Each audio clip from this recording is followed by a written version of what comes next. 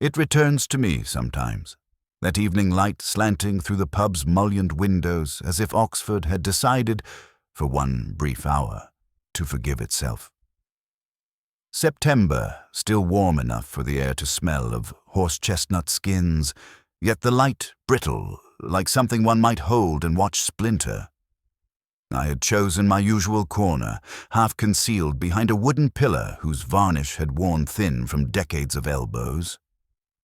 The crossword lay before me, a stubborn cathedral of blanks, and beside it the claret, dark, soft, quietly accusing. I had been trying to solve 17 across for half an hour, a clue about a poet who had lost his faith in trenches and rhyme alike.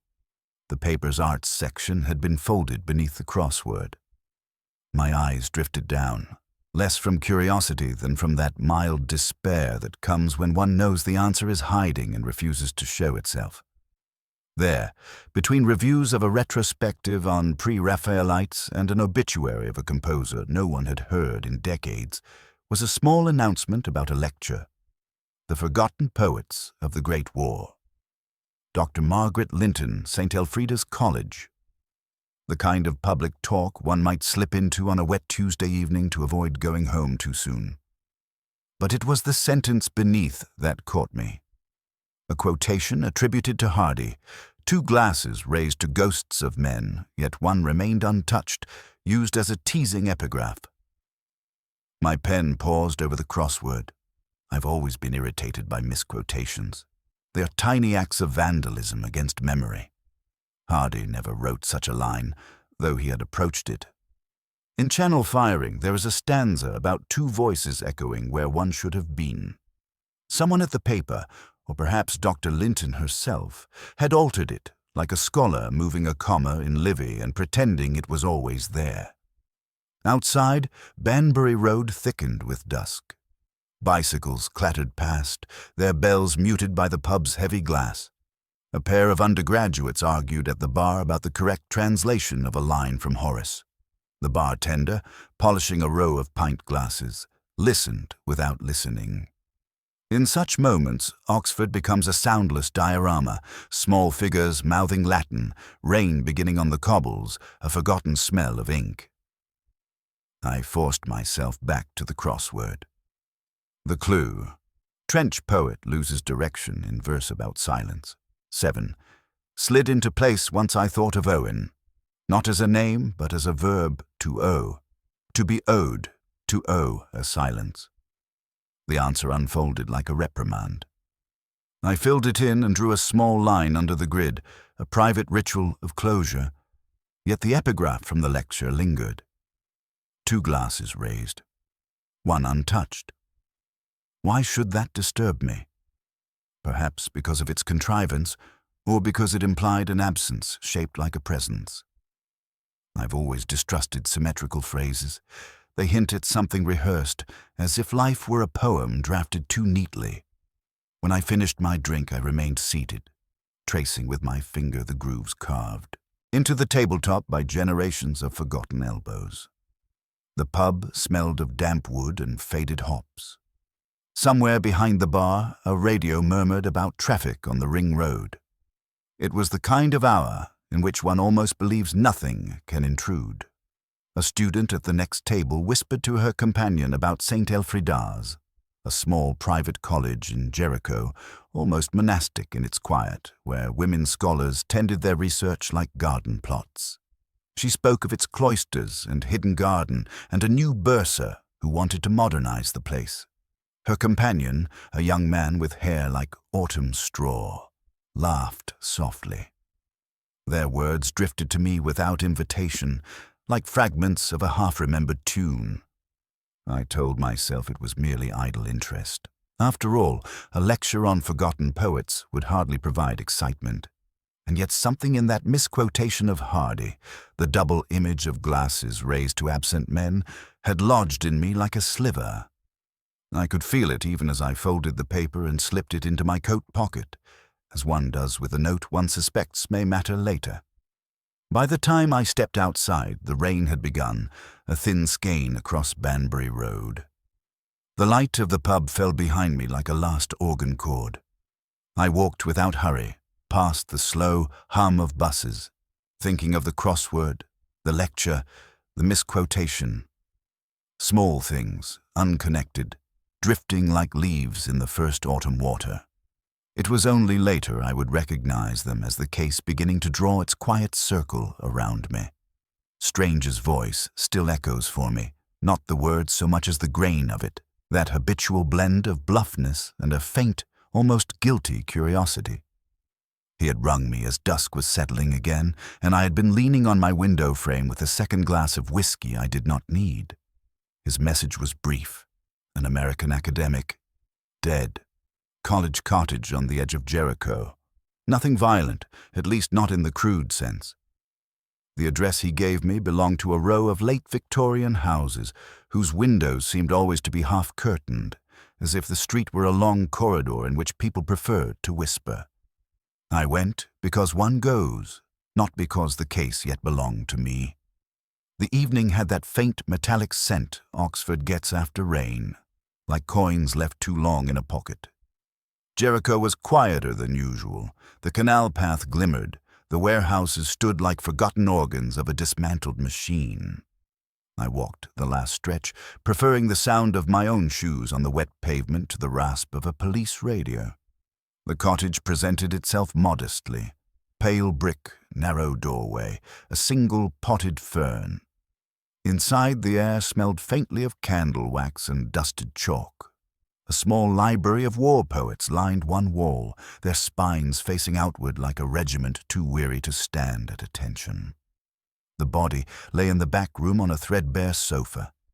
He might have been sleeping if not for the bluish cast of the lips, that telltale slackness of the hands. Middle-aged, thinning hair, an expression still set in some private calculation. A passport had been placed on the low table as if for inspection. Lewis was already there, murmuring details to a uniform. He glanced up at me with that mixture of relief and expectation he rarely troubled to hide. "Quiet one. This," he said without saying, "looks like his heart gave up." But his eyes shifted toward the mantelpiece in the front room. I followed the glance.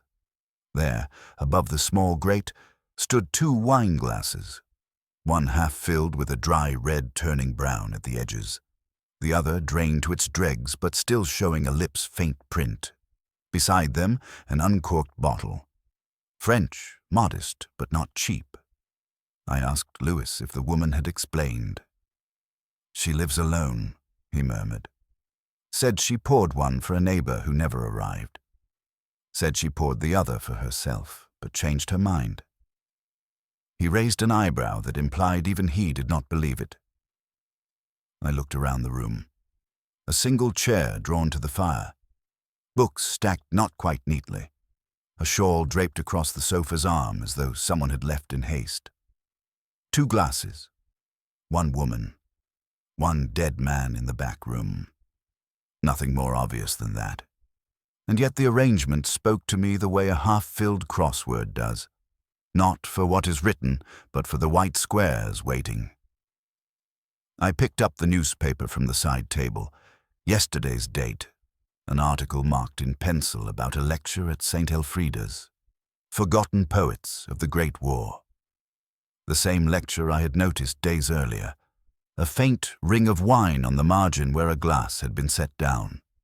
I imagined her reading it, circling the piece, pouring a drink. I asked Lewis quietly whether the American had been expected here. She had said no. She had said she barely knew him. He showed me a visiting card bearing his name folded neatly into a book of Houseman's verse. I leaned closer to the mantelpiece. A small chip on the rim of the emptied glass. Not recent. The edge had dulled.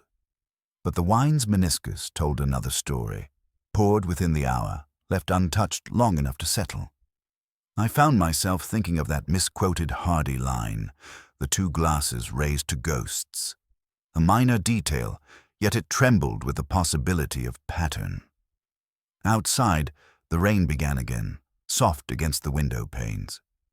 Strange would be expecting a call. I did not give him one. Instead, I stood in that narrow parlor, inhaling its mixture of dust and wine and something like resignation, and I felt the old, unwelcome stirring, a puzzle assembling itself, not loudly but with the patience of ivy. 2 glasses, 1 absent guest, a dead man in another room. It was nothing yet, but it would not let me go. I remember that morning as a muted tapestry of damp stone and subdued voices. St. Elfrida's revealed itself not as a college, but as a half-forgotten cloister stitched to the edge of Jericho, a cluster of honeyed walls where ivy had been allowed to darken without restraint. Rain had left the flagstones slick, and my shoes whispered across them like a late visitor to a library. Lewis walked a step behind, his notebook already open, but his eyes moving as mine did, taking in the faded names on brass plaques, the smell of paper drifting from a half-open door, the muted chime of a distant bell. We were met first by the lecturer. Dr. Margaret Linton stood at the top of a narrow staircase, a tall figure cut from restraint. She greeted us with a politeness that felt like frost, each word placed carefully as if it might stain.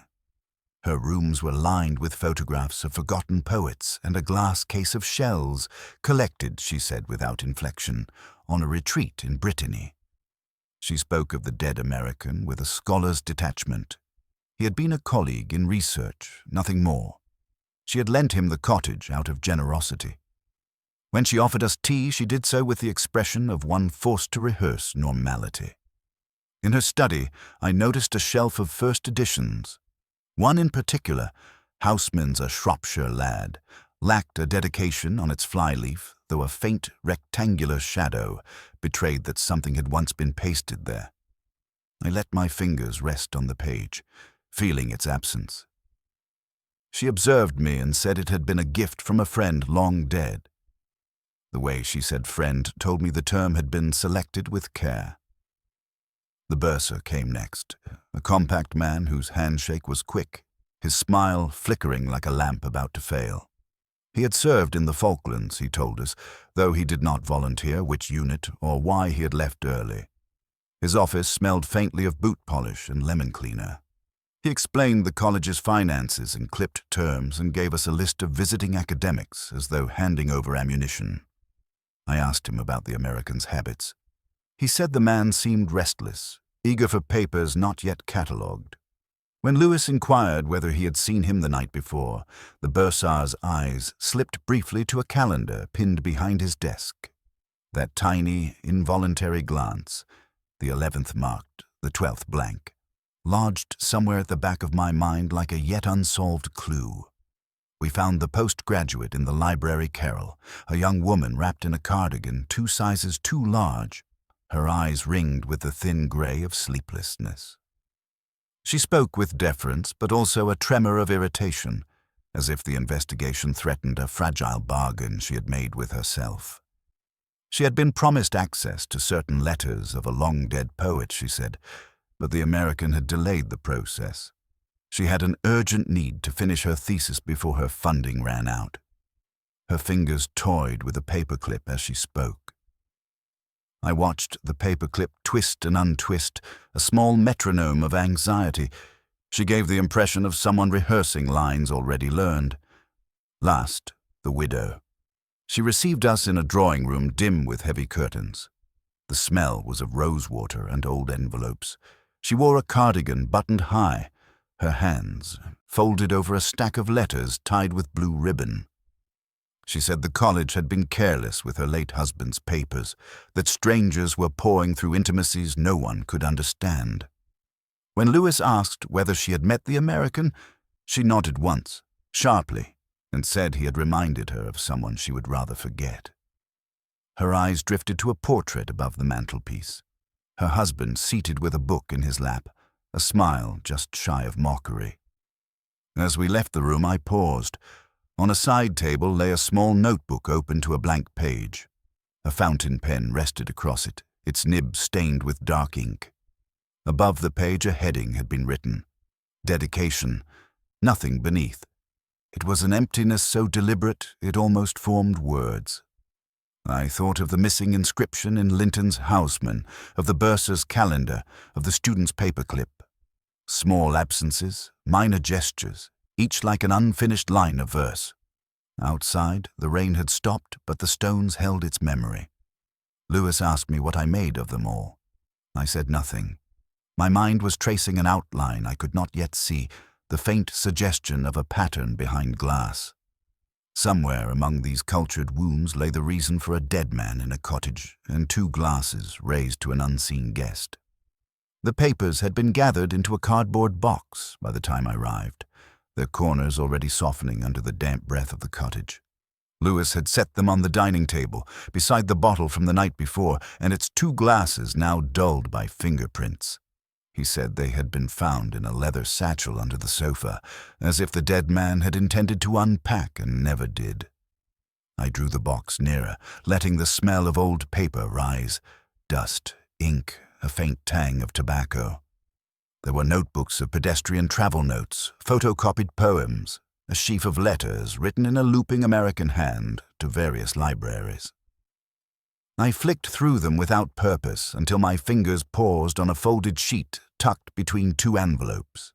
It bore no title, no signature, only a short elegy arranged in narrow stanzas, the kind of private poem meant not to be read.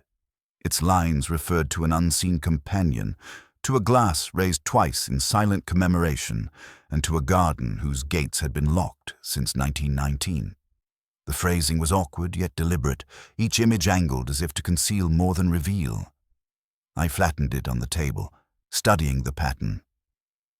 The first letters of each line formed a fragment. Lint. The rest was lost to the fold. A coincidence, perhaps. Yet my mind returned to the missing dedication in Linton's Houseman, that rectangular shadow like a censored stamp. The poem's last line, "No inscription endures where hands have trembled," echoed faintly in my head. I glanced at Lewis. He was writing in his notebook, his pencil moving with dogged patience. He asked me what I had found. "A coded elegy," I said, though perhaps only coded to me. Among the dead man's belongings lay a borrowed library book, its spine cracked from repeated opening. Elegies and other poems, a minor poet of the interwar years.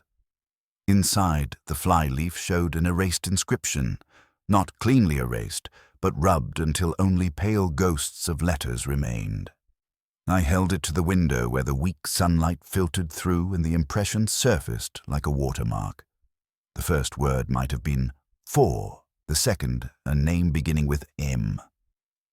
My mind supplied Margaret, though the letters would fit a dozen other names. Still, the absence felt deliberate. Someone had not wanted a dedication to remain. We walked later to the chapel. St. Elfrida's kept it unlocked during the day, a small echoing space with a single row of candles guttering before a dark altar. The notice board near the door displayed a calendar of talks and a slip of Latin pinned at an angle. I had passed it the previous day without thought, but now, seeing it again, something jarred. The epigraph read, "Gloria in conspectu mortuorum," a triumph in the sight of the dead. It should have been memoriam, not mortuorum, a minor change, but one a classicist would notice. The phrase as written suggested an audience of the deceased rather than a remembrance for them. Lewis remarked on the chapel's chill.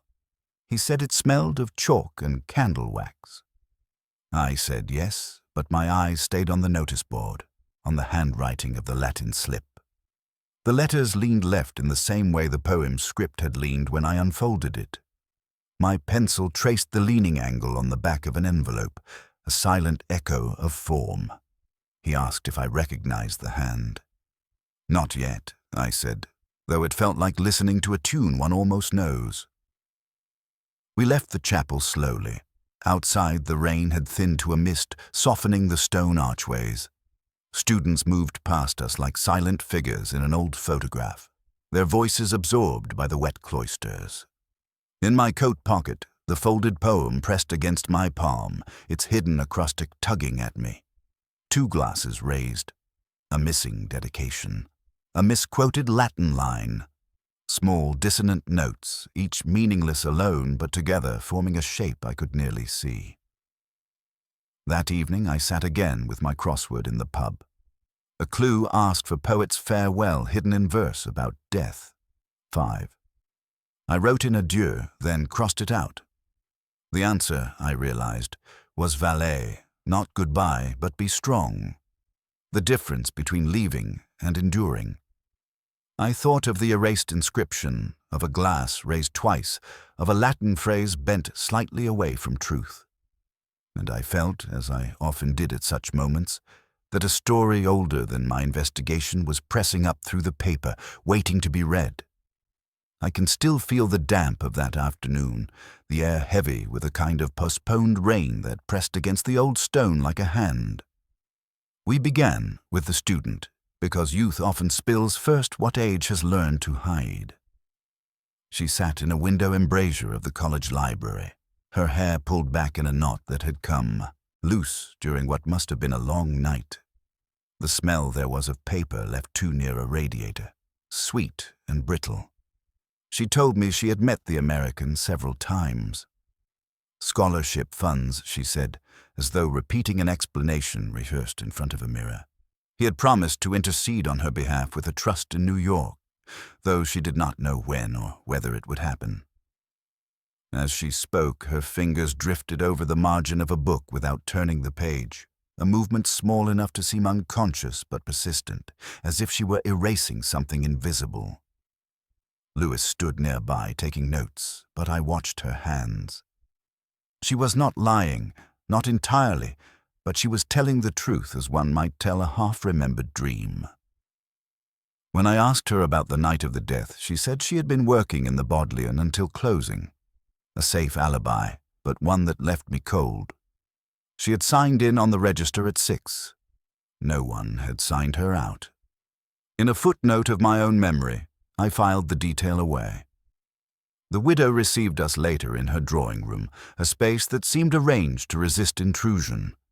Curtains drawn, though the day was still pale, a small fire lit though it gave off little warmth. She sat before a low table stacked with letters tied in blue ribbon, her hands folded over them like a lid. She said the college had betrayed her, that her husband's papers were meant for private study and not for scholars who would scavenge them for footnotes. She said the American had been particularly insistent, requesting items she had never agreed to release. Her voice was calm, but there was a tremor in the way she rearranged the ribbon on the letters, a kind of ritual. Lewis asked whether she had met him the night before his death. She shook her head once. He had reminded her of someone she would rather forget, she said, and her eyes drifted not to us, but to a portrait of her husband above the mantelpiece.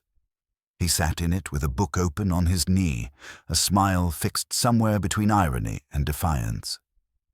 I thought then of the folded poem, of the erased dedication, of the line about a garden locked since 1919.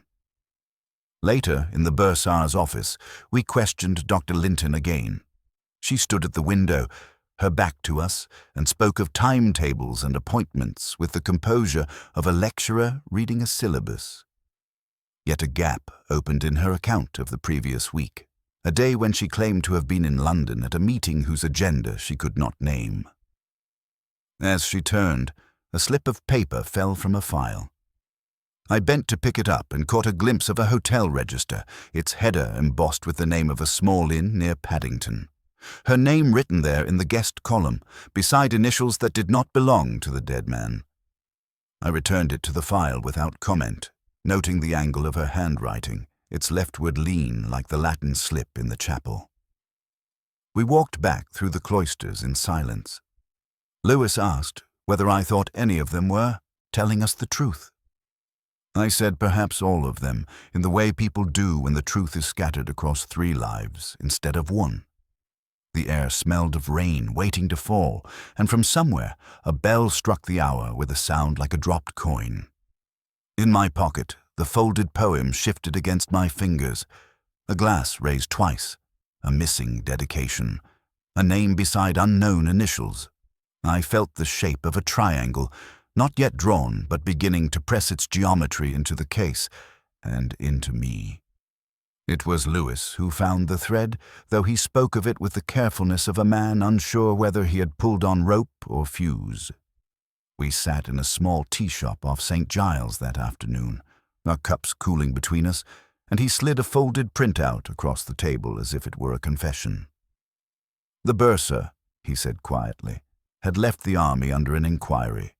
Unreported funds, a supply contract gone missing in the Falklands. No court-martial, no formal charge, but a silent exit that shadowed every job since. Lewis's eyes held that look he gets when a puzzle seems to have solved itself. The picture was neat enough. The American had been delving into college accounts under the pretext of securing grants. He had discovered the bursar's old shame, threatened exposure, and died before money or silence could change hands. Motive, opportunity, the faint odor of desperation. It all lined up with the military precision the bursar might once have admired.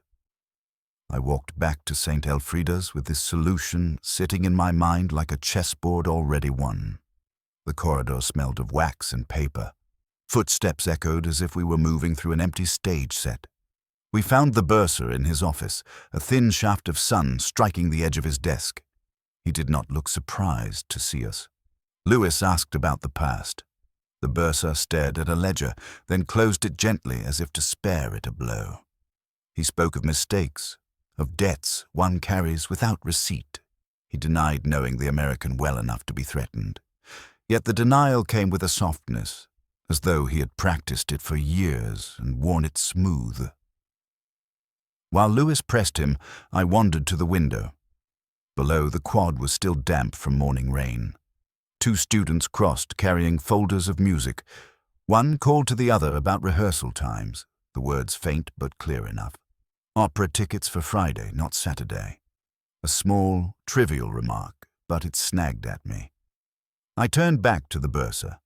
On his wall hung a calendar where Friday Square was circled. He had claimed a committee meeting in London that day, a meeting whose agenda he could not name. The opera, however, had been scheduled for Friday. The student's remark had placed the performance on Saturday instead. A minor shift of date, but the bursar's circles suggested he had marked the wrong day, or the right day for another reason entirely. Lewis was still laying out the blackmail theory. I listened, but felt a slippage begin, the kind that comes when a pattern turns out to be an illusion of symmetry.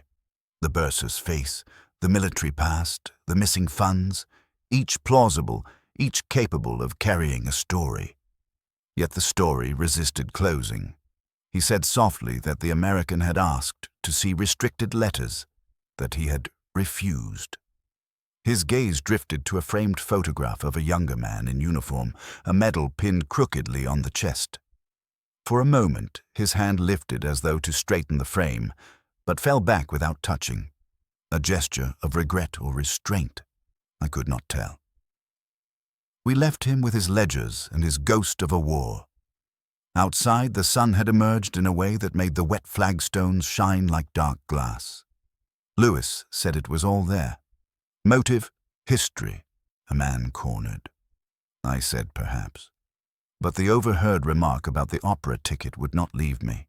Small details, misquoted dates, erased dedications, they had begun to echo one another, forming a counter-melody under the official tune. That evening I sat in my flat with the crossword unopened, the claret untouched. The city hummed outside, buses shifting gears on the high street. I thought of the bursar's voice when he said debts without receipt.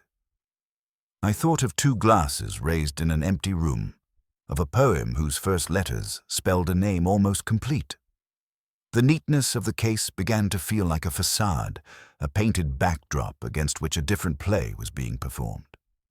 I told myself it was nothing more than habit, the reluctance to accept a simple solution. Yet beneath that excuse ran a quieter knowledge. The opera ticket date did not fit.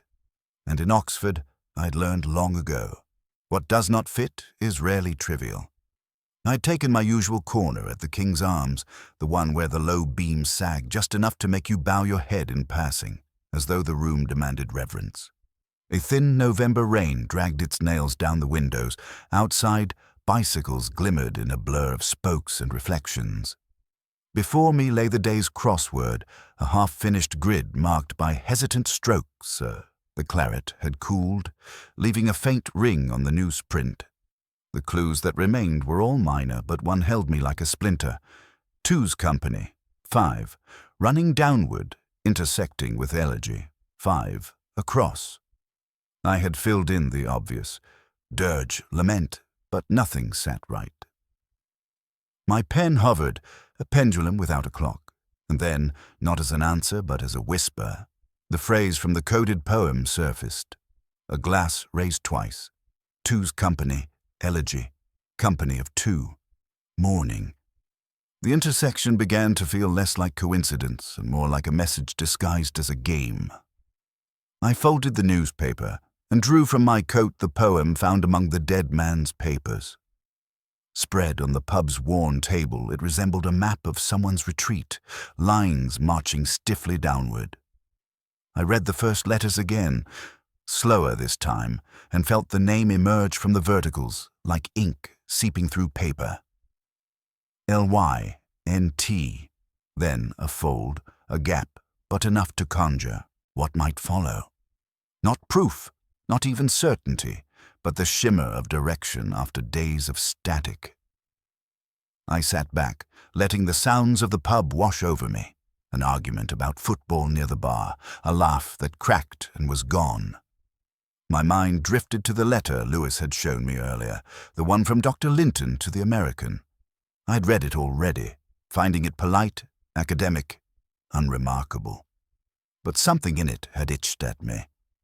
I drew it out now, smoothing its creases, and read it again slowly. She had written of her upcoming lecture on the 11th, inviting him to attend. Yet the college program, which I had seen pinned to the chapel board, gave the date as the 12th. A trivial error on the surface, but Linton was not a woman who misdated her own lectures. My eyes moved back and forth between the line and the calendar in my mind. The bursars circled Friday, the opera on Saturday, the lecture actually on Thursday. Each slip of date like a note just off pitch, faint but persistent. I turned the page of the letter. No more than formalities, but her handwriting leaned left in the same measured tilt as the Latin epigraph on the chapel board. It occurred to me then how many times I had watched her hands during our interviews, the way she held a pen as though it might betray her. Lewis would have called it a lead. I felt it more as a pulse. I set down the letter and returned to the crossword. 2's company, elegy, 5 letters. The answer arrived without ceremony. Duet. Not quite English, not quite foreign. A piece for 2 voices, not always harmonious. I penciled it in, felt a small satisfaction, and then crossed it out. The grid, like the case, refused to close neatly. I stayed there longer than necessary, letting the room darken around me. A waitress collected empty glasses with the quiet efficiency of someone folding away a scene. My claret still half full, I resisted the urge to drink. It was enough to sit with the acrostic name, the misdated lecture, the opera ticket, each a fragment of a pattern that did not yet permit solution. Outside, the rain had become a mist. I imagined the American crossing the quad with his satchel, the widow's letters tied in their blue ribbon, the student fingering a paperclip as she waited for news. Each gesture replayed in my head like a refrain. 2's company, elegy, glass raised twice, a name rising from the first letters. When I finally left the pub, the bells of St. Mary's were striking the hour. Their sound floated through the wet air like a warning unheeded. I walked slowly back to my flat, the poem folded in my pocket, thinking of how easily the truth hides itself inside polite errors. An inscription rubbed out, a date shifted by a day, a crossword whose answer is already written but unread. The whispers moved through St. Elfrida's like drafts under an old door. By that week, the college had chosen its culprit with the efficiency of a small society needing order, the student with empty pockets and too much access. I heard her name murmured in stairwells, saw glances pass between dons like folded notes. Even Lewis, usually reluctant to leap, spoke of her as if inevitability had hardened into fact. He listed the reasons: the private meetings with the American, the scholarship letters, the missing diary page torn from her desk. It sounded convincing enough, yet conviction is not the same as truth. I had watched her fingers during our first interview, the way they turned a paperclip without looking. Not guilt exactly, more like a signal she was trying to bury. When she told me she had been in the Bodleian until closing, I'd believed the shape of her voice, if not its content. It was not innocence I felt, but a different sort of desperation, the kind born from watching a future collapse, grain by grain. That night I carried a folder of handwriting samples into the Radcliffe camera. After hours, the great reading room changes character. It ceases to be a library and becomes a cavern of paper and shadow. The smell of stone rises from the floorboards, mingling with the odor of ink, and the silence feels older than the books themselves. A single desk lamp burned low, casting my papers into pools of amber. I laid out the poem from the dead man's satchel beside a note the student had left in the bursar's pigeonhole weeks earlier. Similar paper, similar tilt of letters, but not the same. Her loops were smaller, her pressure heavier on the downstroke. She had learned to write quickly, perhaps in lectures. The poem's hand was lighter, more deliberate, like someone who had practiced calligraphy for an audience of one. I traced the angles with a pencil, comparing the slant, the flourishes. Not identical.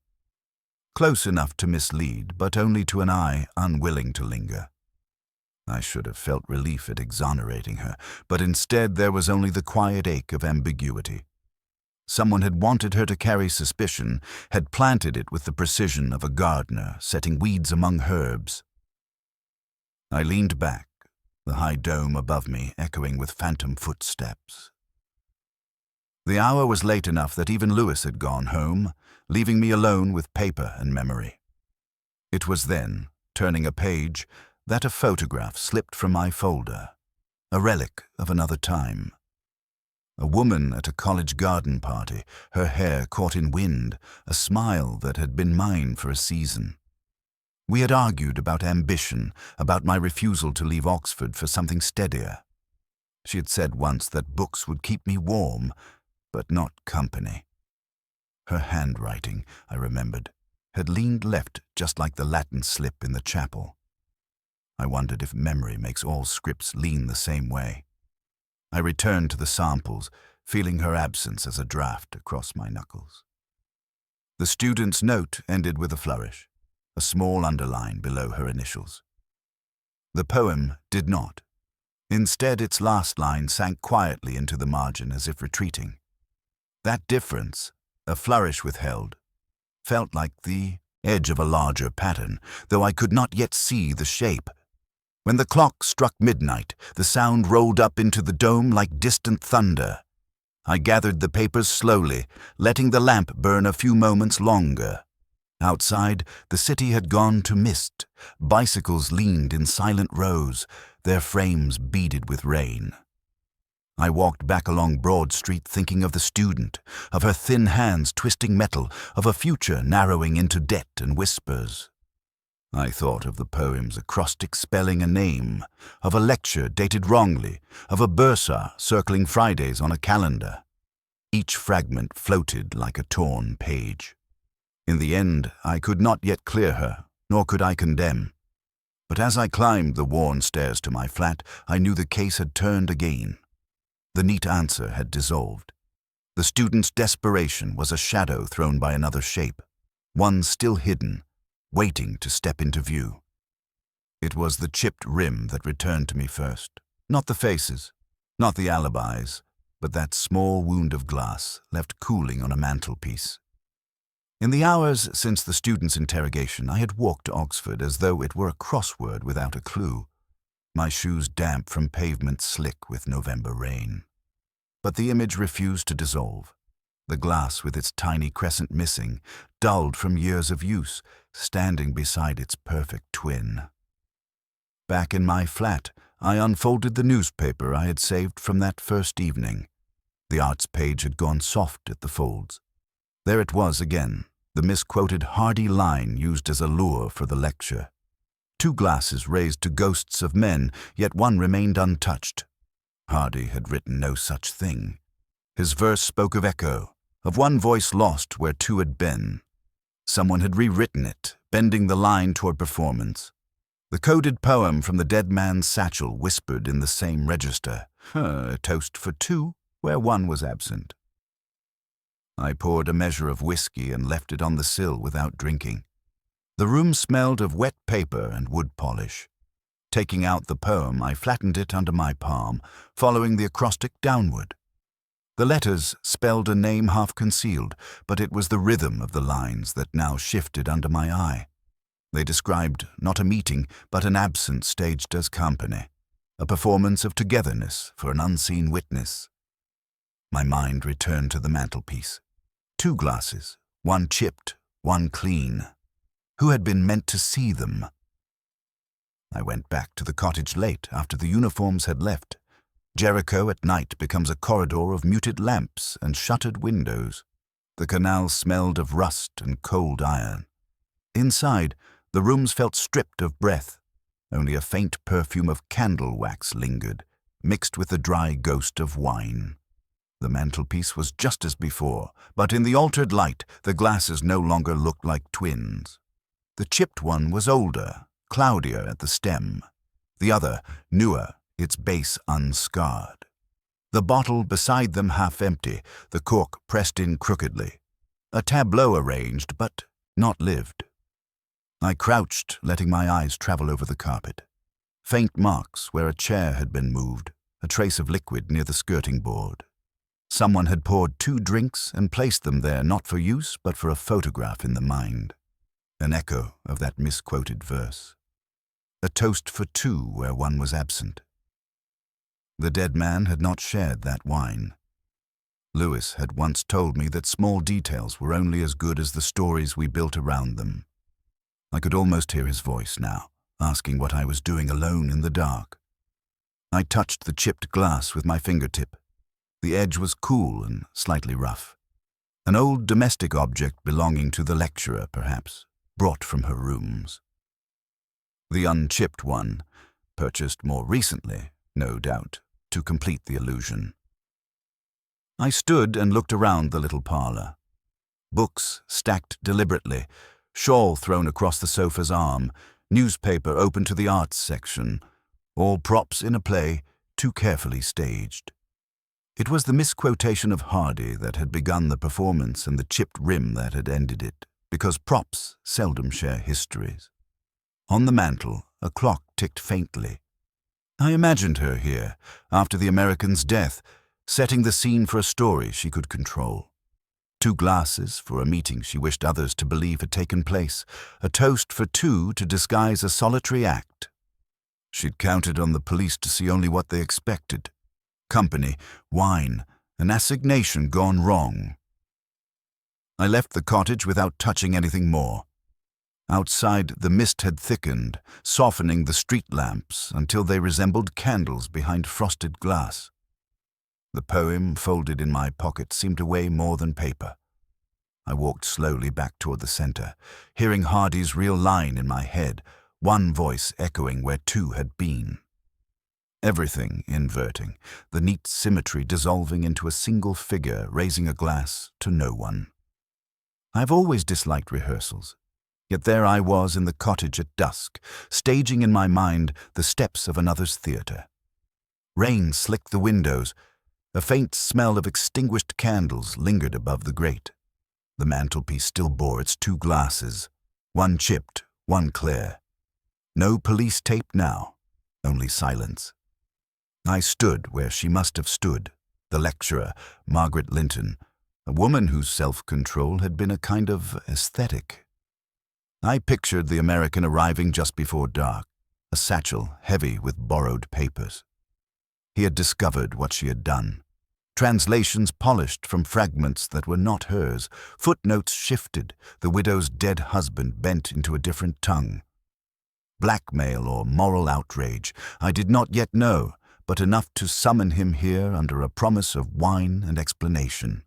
She would have rehearsed her lines, the lecture of her defense, perhaps even poured the wine to fortify herself.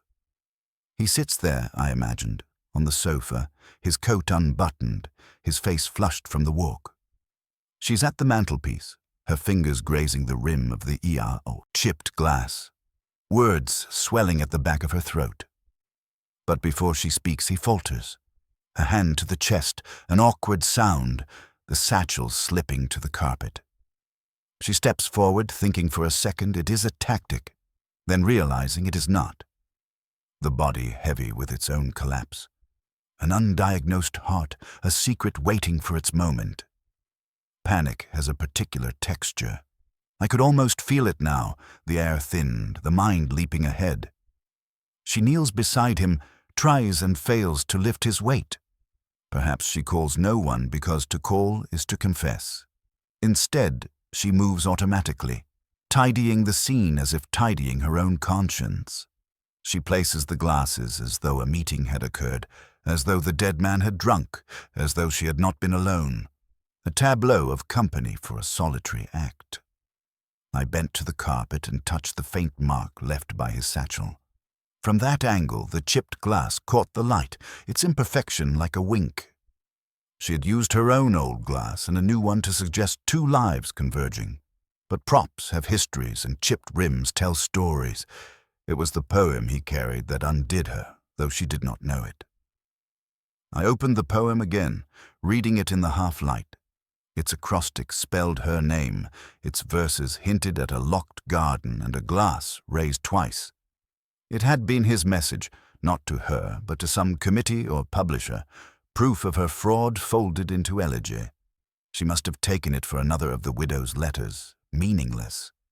The irony of it settled over me like dust. Lewis had gone back to the station, leaving me to my rituals.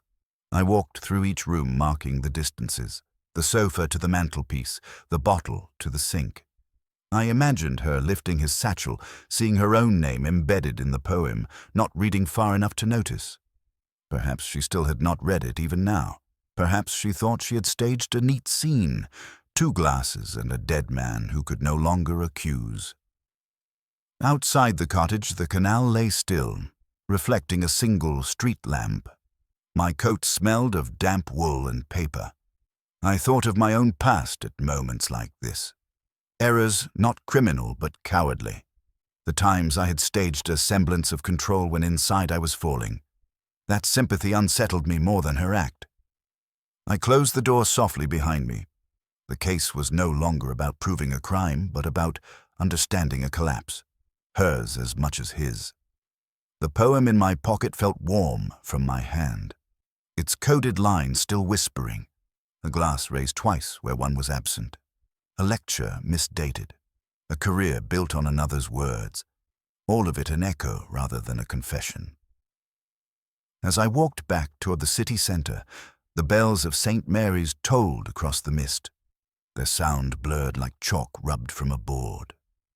I told myself I had reconstructed the evening, but in truth I had only sketched its outline. The rest, her panic, his last breath, the unspoken words, would remain sealed behind those damp walls. In Oxford, appearances are as carefully arranged as wine glasses, and the truth, when it comes, arrives quietly, like rain. Dawn on the river has a color that belongs to no season, not gray, not gold, but something in between, a hesitant shade like a secret withheld. I had asked her to meet me there, not at the station, not in her rooms, but on the footpath that curved under Magdalen Bridge where the water folds its sound into stone. She came without fuss, wrapped in a long coat whose hem was darkened by mist. We walked side by side without speaking at first. The city was still half asleep. The bells had not yet begun their morning arguments. Punts drifted near the bank, their poles laid flat as if even the boats were reluctant to stir. She glanced once at me, then at the water, and said she had been thinking of leaving Oxford. The words were steady, but the space between them was fragile. I told her what she already knew, that the police had found nothing to connect her to the American's death beyond the papers he carried and the fraud they implied.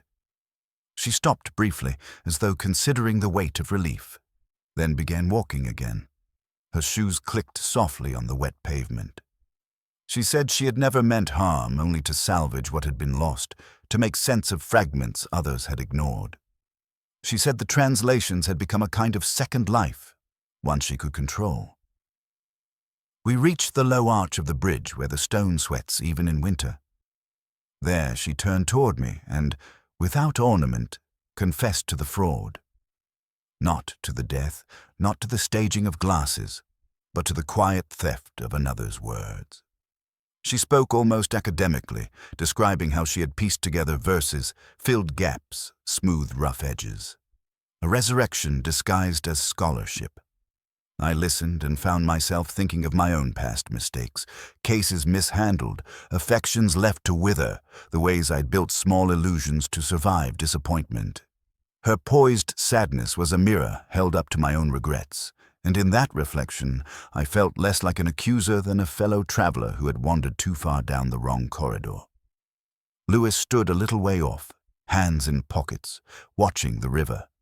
When she finished speaking, he joined us, his voice low. He wondered aloud whether justice had been done. It was not a question directed at either of us, more an utterance to the mist. She did not answer. I said perhaps justice is a verb, not a noun, something enacted imperfectly and left unfinished. A single swan moved beneath the bridge, its wake scribbling the river's surface. She followed it with her eyes, then said she would resign before the inquiry reached its conclusion. She asked nothing of me, not mercy, not silence, only that I understand the difference between dishonesty and malice. We resumed walking, 3 figures among dripping willows. The sky brightened slightly, enough to reveal the faint blush of stone colleges across the water. My mind returned to the poem the American had carried, to its acrostic spelling her name, to the chipped glass and the misquoted verse. All evidence, yet none of it conclusive, only suggestive, a tapestry of absence. She paused at the midpoint of the bridge. Her breath drifted in a small cloud. She said she had read Hardy in her youth and always preferred the misquotations, finding them warmer than the originals. Then she smiled, a tired, almost private smile, and walked on. Lewis murmured again about justice. I told him the case was over in the way most cases are, with more silence than certainty. We watched her cross the bridge until her figure blurred into the college shadows. I remained a moment longer, leaning against the cold stone, the smell of wet moss rising from the river. In my pocket, the folded poem felt lighter now, as if confession had thinned its paper. The bells began to strike behind us, soft and hesitant, and I thought of 2 glasses raised where one was absent, of all the small performances we staged to survive ourselves. Back in my flat, the light had already thinned to the color of old paper. The curtains were drawn, but a seam of dusk leaked through, enough to outline the furniture in a dim geometry I no longer noticed. I loosened my tie and set the folded poem on the desk without opening it. Its creases had deepened over the past days, like the face of a traveler returning from a journey no one saw. The bottle waited on the sideboard. I poured a measure into a heavy glass and placed it beside a second one that had been standing there for weeks, a relic from some forgotten visitor. The whiskey held the lamplight like amber. I did not drink at once. From the radio came the slow swell of a Mahler symphony, a broadcast drifting through static as if transmitted from another age. The strings rose and fell in long phrases of resignation. Somewhere in the building a door closed softly. I leaned against the window frame and watched my own reflection, half transparent against the view of rain on the street below. The misquoted line returned to me then. One glass stands empty, the other untouched. Not Hardy's, but someone's invention, her invention perhaps, or the newspaper's, yet truer now than any original. The case had ended where it had begun, with a subtle misreading. 2 glasses raised to conjure company, when in truth only one had ever been held. I thought of her walking away from Magdalen Bridge at dawn, coat hem dark with mist, confession stopping short of the death. The police would prove nothing beyond the fraud. Lewis had asked whether justice had been done, and I had offered him a wordless shrug. Even now, alone, I could not supply an answer. On the desk, the poem lay folded, its acrostic spelling her name with a hesitant flourish at the edge of the fold. I traced it with my fingertip but did not open it. Some truths do not need to be read twice. I lifted the glass and held it at eye level. The whiskey trembled slightly. In the radio's hush between movements, I heard the small sounds of the flat. The clock's uneven tick, a distant drip in the pipes, each a reminder of how silence arranges itself around us.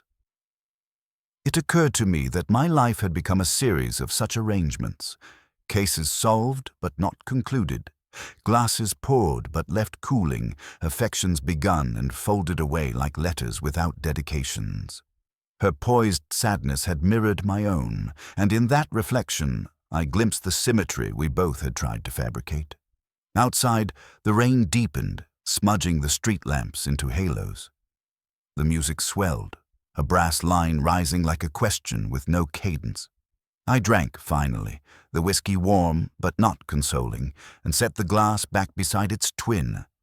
One held the trace of my breath, the other nothing at all. I turned off the lamp and let the room go to shadows. The final bars of Mahler faded into a hush that felt older than the city itself. Somewhere beyond the walls, a bus hissed to a stop. A door opened and closed. Footsteps receded.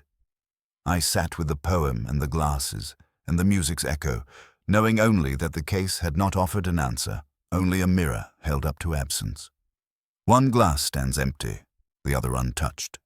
That, I thought, was the truest line of all.